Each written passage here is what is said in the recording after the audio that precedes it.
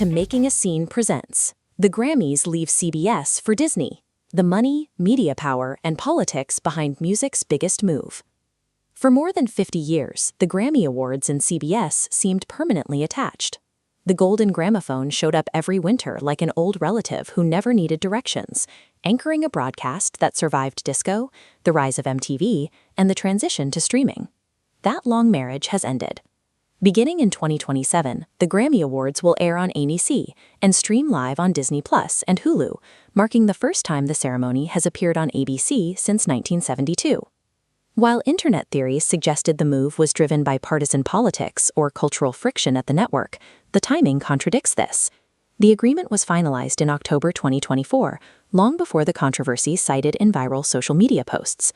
The move happened because CBS did not own the Grammys. The Recording Academy did.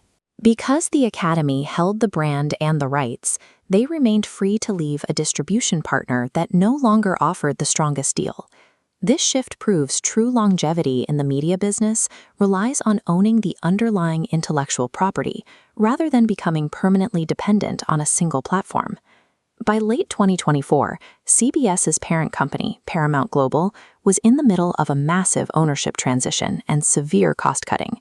To prepare for a merger with Skydance, the company was busy reducing its workforce by 15%.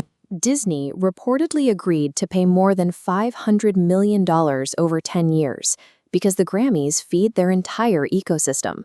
One night of music generates traditional ads for ABC, streaming subscriptions for Disney Plus and Hulu, and a massive library of clips to keep viewers inside Disney's larger entertainment system.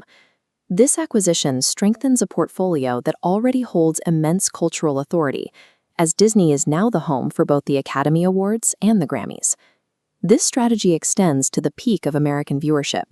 In 2027, Disney will broadcast the Grammys, the Oscars, and the Super Bowl in a single calendar year.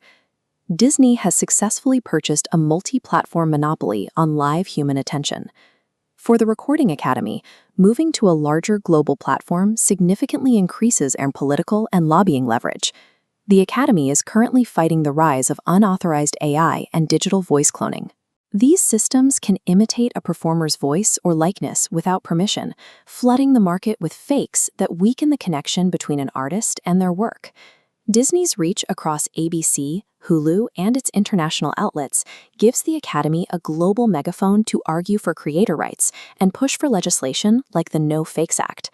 This lobbying upgrade was only possible because the Academy's brand was portable. They weren't trapped at one network. They could take their influence wherever the audience was largest. In modern media, cultural power is determined by who controls the distribution network that carries the message. While the numbers are smaller, the exact same logic applies to independent artists navigating the digital landscape. Creators often fall into the trap of building massive followings on social media. A viral post funnels millions of viewers to a screen, but the artist captures no direct information about who they are. The platform keeps the customer data, the advertising tools, and the audience map. If rules change, the connection snaps, leaving the artist outside. The Recording Academy avoided this by maintaining total control over their brand identity. They were a partner to the network, not a dependent of it. A high follower count is ultimately useless if the creator cannot legally or technically export that relationship to their own independent system. To build a lasting career, you must own the assets that create the value. This means owning your master recordings, controlling your own website, and building an email list. Streaming services and social algorithms should be used as temporary discovery tools, not as the permanent home for your business. Direct ownership of your data is the exact same principle that allowed the Recording Academy to secure a $500 million deal. Create the value, own the assets, and keep the fan relationship portable. That is the only way to negotiate from a position of absolute strength. To read the full breakdown of the money, media power, and politics behind music's biggest move, visit the Making a Scene website today. Whether you are a corporate media giant or an independent musician, whoever owns the underlying intellectual property gets to decide where the story goes next.